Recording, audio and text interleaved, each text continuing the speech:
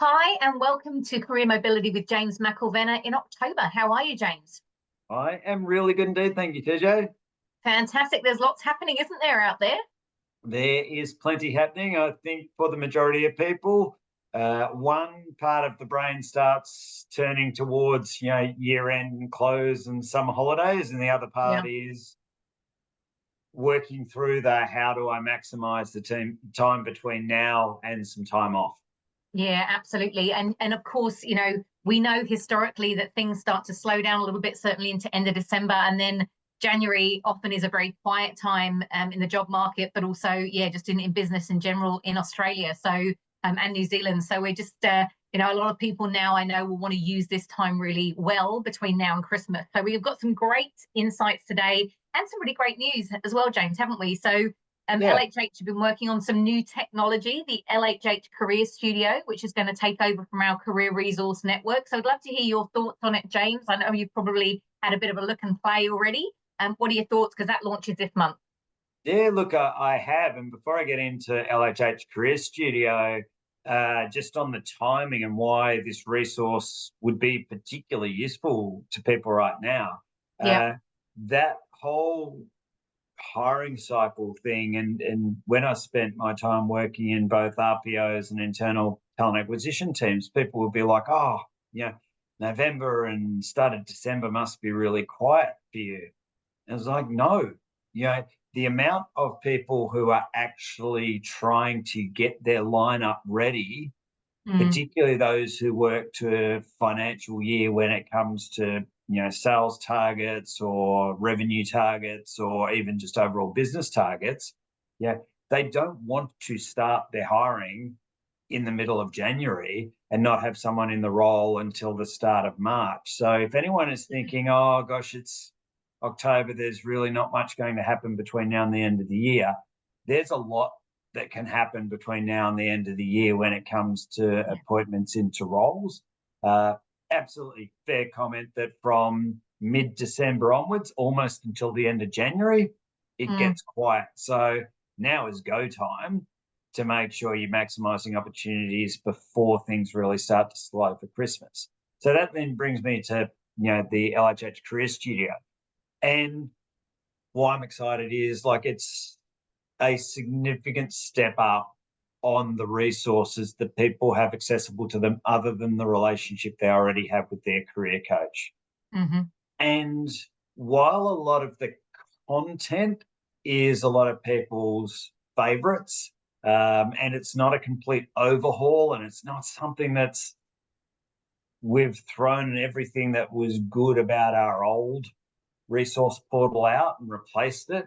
And in fact, to the extent that as it changes over, any work that people are doing, any courses that they've attended, any learning that they've done will actually still be represented in the new Career Studio format.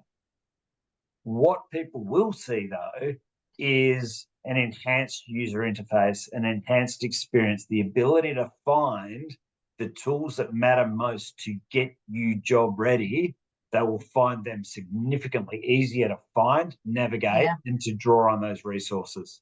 Yeah, absolutely. Having had a really good look at it now as well, yeah, I agree. I think the navigation, very simple to use, very clean and easy. And all, as you say, all the good resources or great resources that have been there before are still there. They're just easier to find, which is wonderful. So we're going to talk today a little bit about, we know that, of course, for anyone in transition, job search is very high on the agenda, and that it has been and continues to be a pretty tough market. So we just really want to highlight today some of the incredible resources that are there, easy to find now, that are in that system, and that basically we think are some of the things that you really need to make sure that you're utilizing, particularly, as you say, before that sort of Christmas period really sort of kicks in.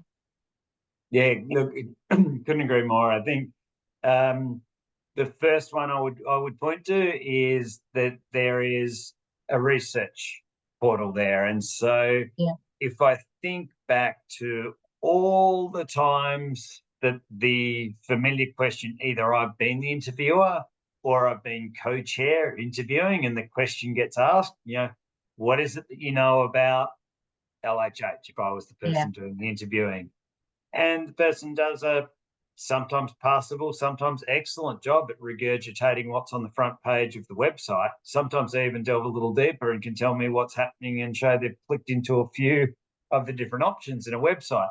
But any kind of meaningful understanding of the business beyond what's on the website is generally absent. And so we talk about a combined approach. And that's one of the reasons why we're consistently talking about networking and finding as much information about a business as you possibly can if you're going to speak to them Yeah. that isn't just appearing on their website. But the D&B Hoovers, which is effectively a Dun & Bradstreet information catalogue on companies that is available through LHH Career Studio, that people can go in and find things that the interviewer would not expect you to know.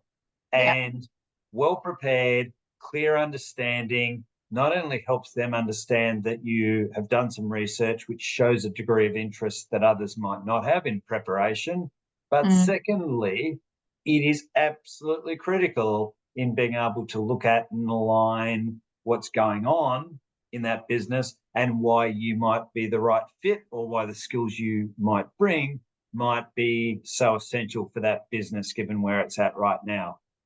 And that type of information is generally never on the website. Yeah, absolutely. I mean, it's one of those things where you can, do the research on D&B and then have a chat with your coach. Like if you want to start to think about how do I contextualize this and show value in a particular interview, or just generally with the sorts of roles I'm going for, those are the really great specific conversations to be having with your coaches for sure. Absolutely. Yeah, add lots of value. What about things like Career Canvas? Obviously, we've spoken about that. We know that now is something that provides inspiration for people when they're in their careers. Careers have changed, haven't they, James? So this is a way of sort of starting to think about careers differently, and Career Canvas sits within the Career Studio as well. Absolutely. And so Career Canvas is exactly picking up on that word you use, designed to be an inspiration. Yeah. It's not designed to be a direct assessment where it actually tells you the right answer. Yeah. It's designed to inspire you to rule things in and rule things out. Yeah. And it will come up with some options of potential careers that you say, well, this is not right for me at all. Good. It's challenging your thinking Yeah. that is it right or is it not right? And I probably should explain what it is first and foremost. So it's the availability for people to go in and to answer a basic series of questions around Yeah. their preferences and around their skill sets. And then what it will do is what we refer to as inspiration pathways. And it will suggest 8 career types or role types that might be a consideration. And then the responsibility of the candidate is to then, again, similar to doing the research, to actually form a view on how relevant that is for them. And if they're interested in any way or curious, discuss it with your career coach. Yeah, absolutely. I think that you've hit on the nail on the head in terms of sometimes it will bring up things that, that's definitely not for you. And that's good because as you say, it gets your brain thinking differently. But then when the things that you hadn't considered, that's the feedback that we're getting is it's had me see, different pathways or different industries, ways of applying my skill set that I hadn't really thought about. And again, it's all just designed to take you in a different direction, a way of looking at things, particularly with a future focus, because it definitely looks at, are these roles or skills something that you're going to be needing, as industry changes, and are we seeing these as emerging roles? And absolutely, it's going to give you that sort of insight as well. So brilliant help in terms of just thinking differently. And very deliberately named as Career Canvas because when you think about the art of, the process painters go through in creating art, it is often a case of, starting and, even to the extent that they'll add on and build to achieve something that is the right outcome for them, and sometimes scrap and start all over again. And so that is the whole idea, is that it's a safe space to explore and to create something different to just coming in and saying, right, find me a similar job as fast as possible, and not use that degree of creativity in full consideration of options when it comes to your job search. Yeah, that's great. Also within the system as well, it also has, of course, as before, the sort of different pathways, so you can sort of calibrate different pathways and think about different, different resources that show up as as a result of the pathway that you choose. So depending on what you plug in, you're going to get different ways to look at things. And again, that starts getting that grey matter going. The other thing as well we were talking about earlier was interviews. So in the system there is something called Interview Center, which again, in this day and age, we know that people are going through multiple interviews often. We have AI at our fingertips. What are the ways that we can use Interview Center, and what are the benefits of it, James? Yeah, the Interview Center is primarily designed as a safe space for people to be able to practice their interview technique. And it will even record so that people can review themselves, and they can take advice either from a family member, friend, ex-colleague or current colleague, or discuss it with your career coach. The most common, of course, is to discuss it with the career coach, but it's not limited. You could actually use the replay and ask anyone's advice. But the key point is it's the ability to practice. So people would not go into like a huge sporting event or anything else in their life or public speaking opportunity without doing a degree of practice. And I think the key is that people are working so hard to get the opportunity to secure an interview right now, to then go in and just wing it on the day and not have put a degree of preparation and have practiced doesn't make a lot of sense. The other beauty is that it's got a library of questions people can select from in the interview center. So there might be questions that you decide that you would like to practice because it's occurred in a prior interview and you didn't feel you answered it really well. Or you can actually just get inspiration and go through and look at what type of questions might be asked and pick a couple that you think are relevant and practice them, review, discuss with your coach, and be match fit or match ready with your interview game when it comes time to get on the field. Yeah, I like that. I mean, like you say, there's nothing that you can do well if you haven't actually practiced or put the training in. You need to have those hours on the court to making things happen. So, I mean, one of the things with interview questions, just to add to that, we know obviously people have AI at their fingertips these days, even with sort of free things like ChatGPT. Brilliant place to also look at calibrating specific questions around particular roles. So again, use the tools within Career Studio, currently Career Resource Network. Make sure you're working closely with the coaches, with the D&B Hoovers, and research. Show passion for what you're really interested in with that employer. We know employers get really excited about interviewing people that really care about their business and genuinely want to be there. So that's fantastic. And I know when you interview, James, there's certain questions or ways that you do things. And I think it'd be really interesting just to sort of, as an executive, to share one of the ways that you like to handle questions within an interview. I think that's a really interesting sort of maybe a different thing than what people have perhaps come up against. And I would love you to share it. So I always reverse order the interview. And I start by ensuring that I allow the candidate the opportunity to ask any questions they've got of me. Now, there's a limit to that in that it's got to be time controlled and the whole thing can't be questions being asked of me. But the reason that's done is because context is king. And so sometimes the questions I'm asked about either stages in the process before they've spoken to me or a discussion they've had with the recruiter or the research they're doing, the ability to clarify that at the start of the interview changes the way they might answer one of the questions I ask about their background, because they can figure out a way that their background resonates with what's really important for LHH if they're interviewing for us. So what's the takeout for people in that? Because I'm not suggesting you'll go out there and everyone might reverse order the interview. But the key is the concept remains the same, which is, is there any context you can gain through a variety of different methods or avenues to give you that context before you start answering questions. Yeah. And one of the ways I've seen that works particularly well, and I've had a couple of people do it recently when we've been interviewing, is actually if it's whether it's via a recruiter or whether you're interviewing direct with the hiring manager or you've even got their contact details, actually send them the questions up front and say, hey, rather than just have them in a notebook or hope you get a chance to ask a couple of questions at the end, just send them up front and say, hey, looking forward to meeting with you. Here are some questions that I would love to explore during our discussion, as well as any questions you've got of me. Great way to Yeah. be able to address that up front, because not everyone's going to use the method I use for the reasons I do it. Yeah, absolutely. I mean, I think one of the things that really demonstrates interest in the role and in the company is having those questions ready to go as the interviewee. Make sure that you've got some interesting questions to ask. And again, if you're not sure, ask your coach, have those conversations, but, have a look at ChatGPT, get some ideas there, then perhaps discuss those with your coach.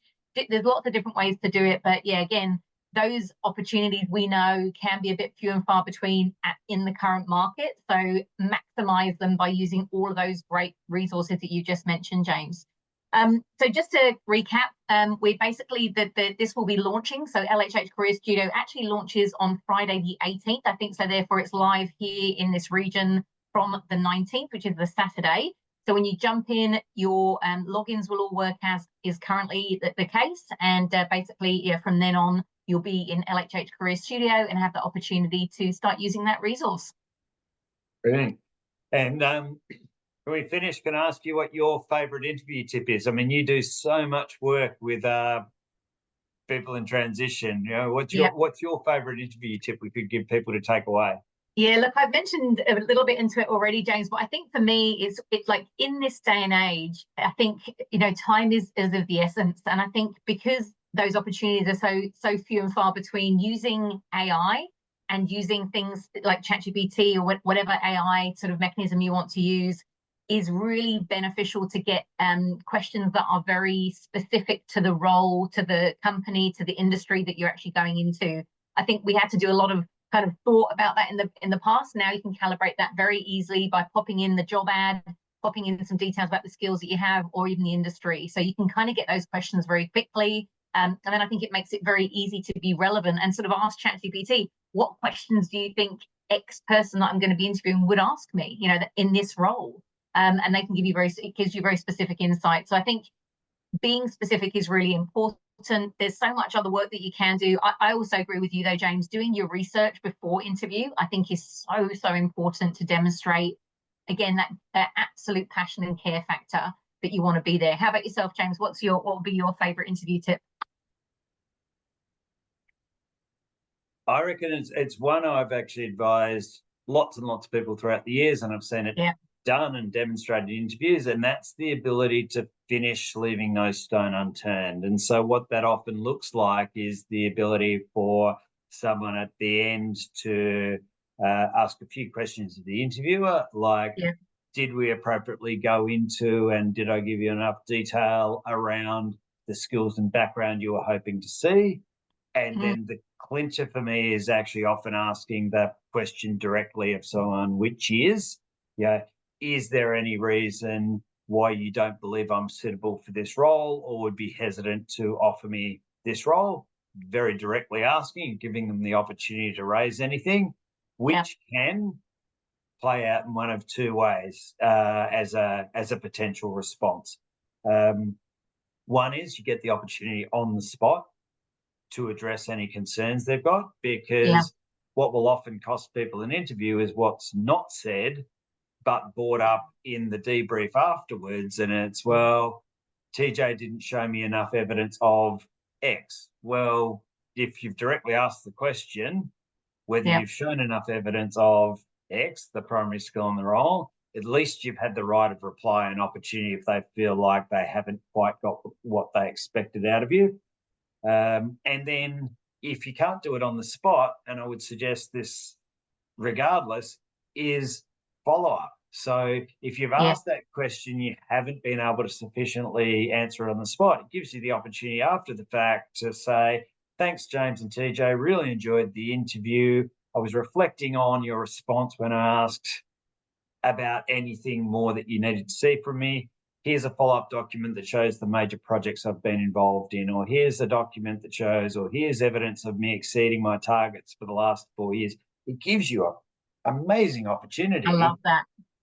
to thank them and do a Yeah. follow-up and provide additional evidence at the end of the process. So that would be my sort of number one tip and takeaway. And I call it the sort of no stone unturned. And you know what? Then if you miss out, you go, right, well, I did everything I possibly could to put forward the case for me being the best candidate.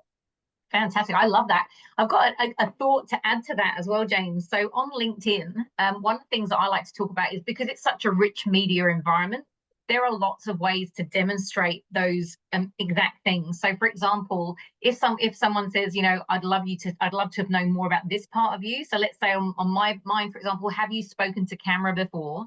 On my LinkedIn, there's actually 2 examples of where I have done, you know, exactly that. So I could actually refer someone to that and say, hey, you know, here's an actual real example of when I've done that in a work context. Or here's a recommendation that I received that talks exactly to that point from X person from X company. There's so many ways to use current technology to really sort of provide those insights. And the great thing is, if someone asks it, there's a good chance that someone else in another interview might be thinking the same thing. Why not have it on your LinkedIn profile? Yeah, and you've actually, one final grab from me, you actually just hit on one of my favorite other items that people demonstrate through an interview process, and that's always being willing to offer a reference. So it's not, I'll give 2 references at the tail end of the process. If you're talking about a project or an outcome that was tremendously successful, it's a tiny little line, but so impactful that says, I'd be more than happy to provide someone you can talk to who will reference the amazing outcomes. Yeah, It brilliant. can sometimes be, I won an award for it, I won a chairman's award, I won whatever, I got like a high merit rating for it. But even if not just that little, I'm more than happy to provide a reference for that project. I'm particularly proud of it.